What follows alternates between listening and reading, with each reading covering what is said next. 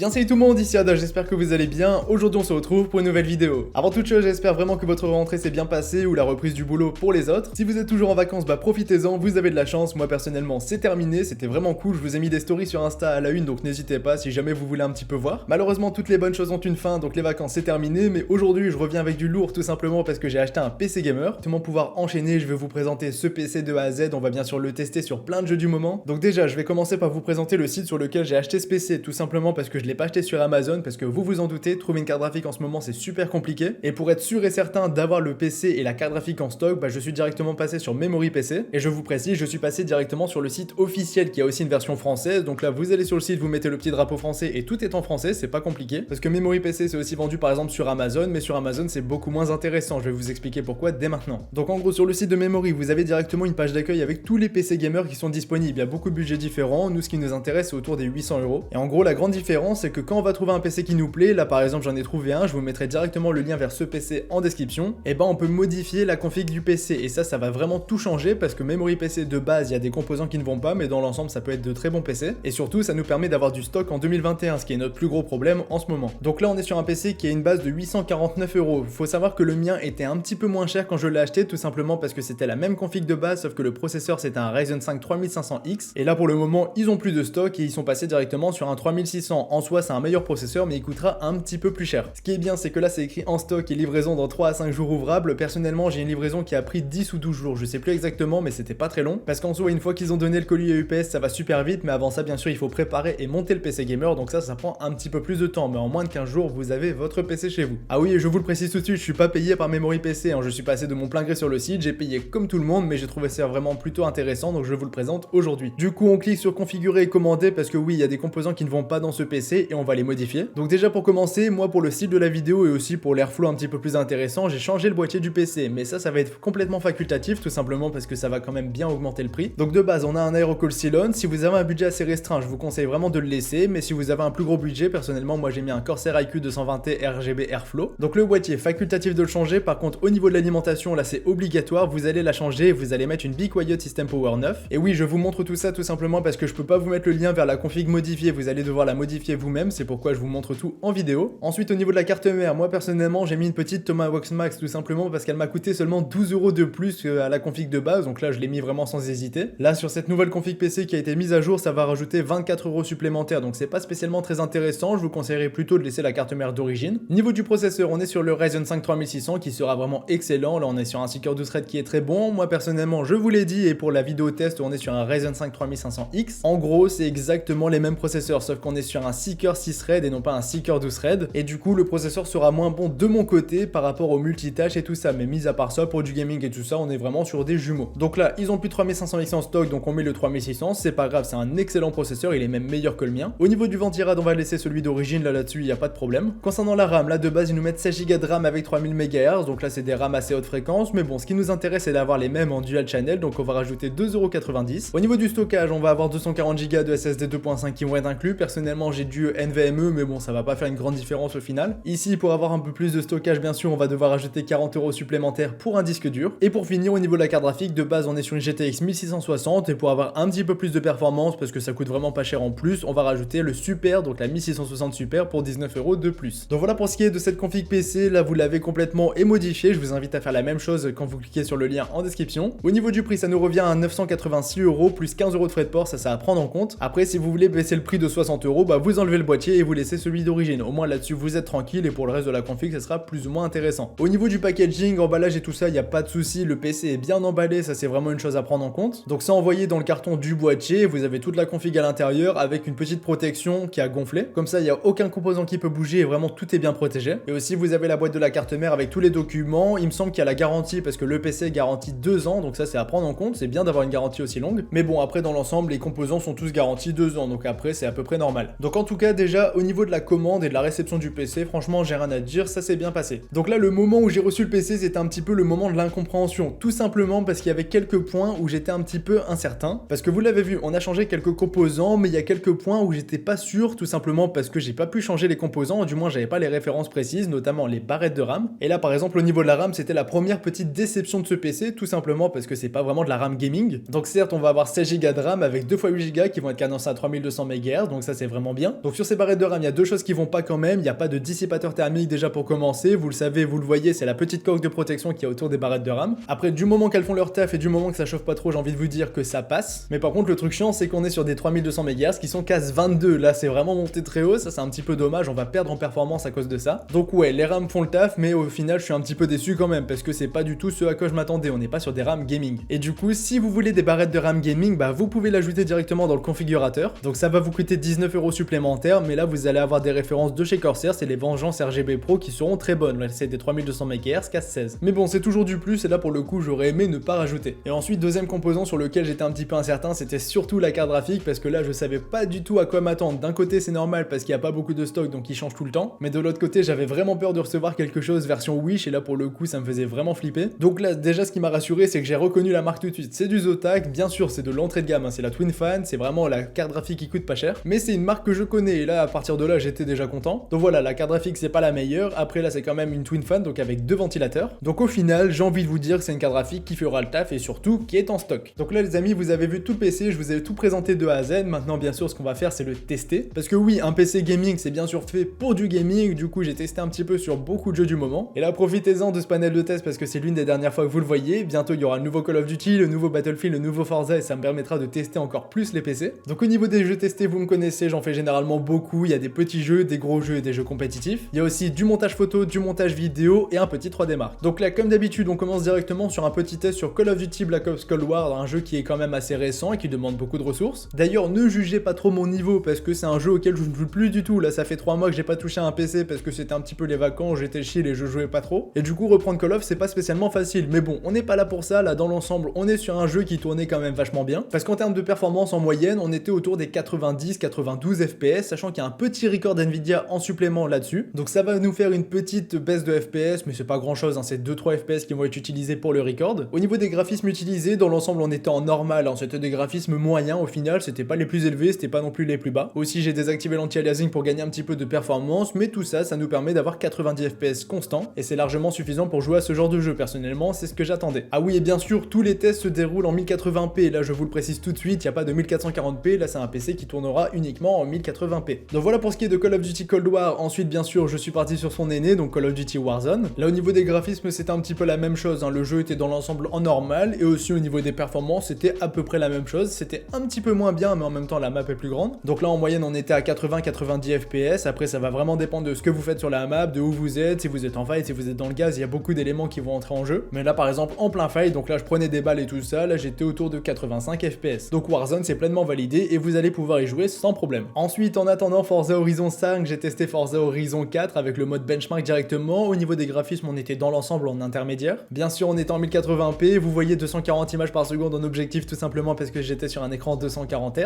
Mais bon bien sûr ne vous attendez pas à tourner des jeux à 240 FPS avec ce genre de PC, là c'est pas fait pour ça, là on va plutôt viser d'être dans l'ensemble autour des 100 FPS sur tous les jeux. Et là Forza ça n'y manque pas parce qu'en moyenne on était à 109 FPS, donc là ce qui est vraiment très bon, franchement j'ai rien à dire, ça tourne très bien et on peut largement profiter de ce jeu qui aura aussi de beaux graphismes. Donc Forza c'est validé, maintenant on enchaîne directement avec d'autres jeux bien sûr. Et quand je vous dis d'autres jeux, c'est un jeu que vous m'avez demandé de tester, donc là vous avez Rainbow Six Siege, un jeu qui est plutôt intéressant, qui peut demander énormément de ressources en fonction des réglages, là pour le coup je l'ai plutôt bien réglé. Enfin c'est pas vraiment moi qui l'ai réglé, tout simplement parce que j'ai fait une détection automatique et le jeu s'est directement réglé en très élevé avec quelques petites variantes. Mais vous le voyez, c'est très bien réglé parce que dans l'ensemble là ça tournait très bien, on était à 185 images par seconde en moyenne. Du coup bien sûr là avec autant de performance, là le jeu est pleinement jouable, y a pas de souci à ce niveau là. Après aussi je vous vois venir, hein, pour ceux qui me demandent, des jeux comme Valorant, CSGO, tout ça, ça tourne sans aucun problème, c'est des petits jeux qui demandent pas beaucoup de ressources, donc là y a pas de souci, vous allez pouvoir y jouer. Dans Valorant là vous le voyez, j'ai fait une gamme rapide, on était autour des 170 FPS avec le jeu avec tous les graphismes à fond. Et CSGO j'ai malheureusement pas pu afficher mes performances, tout simplement parce que le jeu m'en empêche, certainement à cause de l'anti-cheat, mais en tout cas vous le voyez ça tourne très bien et je pense qu'on était au-dessus des 200 images par seconde. Donc voilà, des petits jeux comme ça compétitifs, y a pas de souci, ça tourne très bien. Ensuite, qu'est-ce qu'un test de PC sur ma chaîne sans un test de GTA 5? Donc là je suis directement allé sur le mode histoire, j'ai pris un lance-roquette et j'ai bombardé tout ce qu'il y avait. Comme ça nous permet de bien tester le PC, il y a des explosions partout et ça va vraiment demander des ressources au PC. Au niveau des graphismes en plus de ça, il était en très élevé avec le MSA x4, on pouvait faire un petit peu plus en montant encore plus le MSA, mais dans l'ensemble c'est un jeu qui était déjà bien réglé, qui demandait pas mal de ressources. Et là franchement j'ai été agréablement bien surpris parce que vous le savez, malgré qu'il date, ce jeu il demande quand même énormément de ressources. Et là en moyenne avec tous ces graphismes là qui étaient demandés, plus l'action qui était là, course poursuite, lance-roquette et tout ça, bah on était très bien autour des 70 images par seconde. Donc on est sur un jeu qui est beau et en plus de ça qui est fluide. Donc là pour y jouer et pour avoir une bonne immersion, franchement c'est le top du top. Et du coup pour GTA 5 RP, bah si vous êtes sur un serveur qui est bien optimisé, il n'y a pas de souci, le jeu va très bien tourner. Mais après si vous êtes sur un mauvais serveur mal optimisé, bah là ça va vraiment dépendre du serveur. En tout cas GTA 5 comme pour tous les autres, c'est validé. Ensuite là bien sûr j'ai pensé à tous les joueurs de Fortnite ou tous ceux qui veulent jouer à Fortnite avec leur prochain PC et du coup bah je suis directement parti sur le jeu avec les graphismes en élevé. Donc élevé c'est les avant-derniers réglages des graphismes, après vous avez Epic, mais bon Epic c'était un petit peu trop demandé à ce PC, donc là élevé je pense que c'était bien. Après j'avais pas envie de faire tous les tests en compétitif et tout ça, Fortnite c'est pas du tout mon jeu préféré, mais au moins vous avez une petite idée de comment ça tourne. Là en élevé on était aux alentours des 100 images par seconde, sachant que là le jeu n'a rien voulu savoir. Encore une fois je pense que c'est l'anti-cheat qui a empêché MSI Afterburner de se lancer, mais du coup vous avez pas les performances comme pour tous les autres jeux qui sont écrits, vous les avez en petit en haut à droite. En tout cas aux alentours des 100 images par seconde, là c'est ce que je peux vous dire. J'ai pas vraiment les FPS AVG qui se sont enregistrés, mais bon c'était un jeu qui tournait très bien et j'avais aucun lag. Aussi pour tous ceux qui veulent jouer à Minecraft par exemple, hein, je sais pas, j'avais envie de tester, donc je me suis dit je vais comme d'habitude lancer une petite survie avec Optifine qui est activé, comme ça permet de débloquer les FPS. Donc là Minecraft ça va bien sûr dépendre de ce que vous faites, des mods que vous avez, du texture pack et tout ça, mais dans l'ensemble c'est un jeu qui tourne très bien, il n'y a pas de souci. On était à plus de 200 images par seconde là pour le test, donc oui bien sûr vous allez pouvoir y jouer, il n'y a pas de souci à ce niveau là. Et maintenant les amis, dernier jeu testé, c'est un jeu qui n'est pas spécialement beaucoup joué, mais c'est un jeu qui va demander énormément de ressources, c'est le jeu le plus gourmand testé dans cette vidéo et c'est un des jeux les plus gourmands que je puisse tester. Et là bien sûr je vous parle de Cyberpunk 2077, donc déjà pour commencer j'ai pas rigolé, j'ai mis le jeu au maximum de ses capacités pour vous montrer à quel point il est gourmand, ce qui d'ailleurs était complètement débile en y repensant parce que c'est un jeu qui demande le ray tracing, donc là j'ai mis le jeu à fond avec le ray tracing qui était activé, en sachant qu'on n'est pas sur une RTX, donc là forcément c'est pas une bonne idée, vous vous en doutez, et vous le voyez à quel point ça bug. Là le jeu était même pas à 10 FPS. Bon là bien sûr c'était pour rigoler. Ensuite je suis directement passé sur les graphismes du jeu en moyen, c'est ce qui me semblait le plus intéressant, et là à ce moment là on oscillait autour des 60 images par seconde. Encore une fois c'est ce qu'on va faire en ville qui va vraiment changer les performances du PC, mais dans l'ensemble là on était dans la ville, dans le noir, on se faisait même tirer dessus et franchement ça tournait bien. Et juste pour tester j'ai mis le jeu avec les graphismes au minimum, donc tout en faible, et là j'étais plutôt autour des 70 FPS. Après c'est pas quelque chose que je vous conseille tout simplement parce que c'est pas très joli. Mais bon voilà, au moins vous avez vu un petit peu les performances de ce PC sur des gros jeux comme des petits jeux, comme des jeux compétitifs comme je vous l'ai dit au début. Ensuite au niveau du 3D Mark, là je l'ai fait un petit peu pour le fun, hein, c'est pas non plus quelque chose qui vous intéresse beaucoup il me semble, mais bon on était sur un score de 5721 points, ce qui n'est pas un très gros score on va pas se mentir, mais bon c'est normal pour ce PC. Et pour finir j'ai aussi fait des tests qui vont beaucoup m'être demandés, donc du montage photo et du montage vidéo. Donc là pour le coup au niveau du montage photo il n'y a pas de souci, j'ai lancé Photoshop, j'ai juste regardé un petit peu des miniatures, mais bon dans l'ensemble ça tournait très bien, on peut largement en faire. C'est pas un très gros logiciel, mais bon si vous vous demandez pour faire du Photoshop il n'y a pas de souci. Ensuite un petit peu plus compliqué, du Premiere Pro, c'est un logiciel qui va demander beaucoup de ressources et surtout si on fait de gros montages vidéo. Là pour le coup je me suis pas pris la tête, hein, juste pour tester, j'ai mis un des gameplays que j'avais pu faire pour tester ce PC. Donc là pour le coup sur une petite vidéo comme ça il n'y a pas trop de soucis, on peut largement visualiser tout ça, il n'y a pas de problème, c'est normal, c'est vraiment du très basique. Mais dans l'ensemble je vais vous le dire quand même, on est sur un PC qui est pas spécialement fait pour ça, tout simplement parce que là j'étais sur le Ryzen 5 3500X et là du coup on est sur un 6 core 6 thread, autrement dit pour du multitâche on est sur un processeur qui va vraiment être très vite en PLS. Et du coup si vous voulez commencer un petit peu du montage vidéo, je vous conseillerais plutôt d'être sur le Ryzen 5 3600, et là ça tombe bien parce que le 3500X n'est plus en stock et le 3600 est en stock. Du coup pour du montage vidéo c'est pas le top, mais bon en soi ça peut aller bien sûr si c'est des montages très simples et très basiques. Sinon si vous voulez plus, bah vous prenez un PC plus onéreux. Enfin bref les amis, j'en ai maintenant terminé avec cette vidéo et la présentation de tout ce PC gamer. Moi dans l'ensemble je ne suis pas déçu de ce PC, sachant que moi je l'ai payé 915 € pour être précis, et franchement dans l'ensemble, mis à part les barrettes de RAM qui sont un petit peu décevantes mais qui ne nous ont pas non plus empêché de faire de bonnes performances en termes de gaming, bah franchement c'était un PC que j'ai trouvé intéressant. Donc là dans l'ensemble il est intéressant. En temps normal si vous vous demandez, l'année dernière ce genre de PC on l'aurait payé 800 €, en sachant que là il est monté et normalement c'est un service qui se paye. Donc voilà, c'est pas non plus complètement déconnant de l'avoir payé 915 €. Là sachez que ça va être un petit peu plus cher pour vous tout simplement parce que c'est le Ryzen 5 3600 qui est disponible. Mais bon, il suffit de faire quelques concessions, d'enlever le boîtier par exemple et de laisser celui d'origine même si c'est moins bien, et là vous êtes sur des prix plus intéressants. Enfin bref, j'en ai assez dit, je vous laisse là-dessus, c'était Yada, on se dit à la prochaine pour une nouvelle vidéo. Salut tout le monde.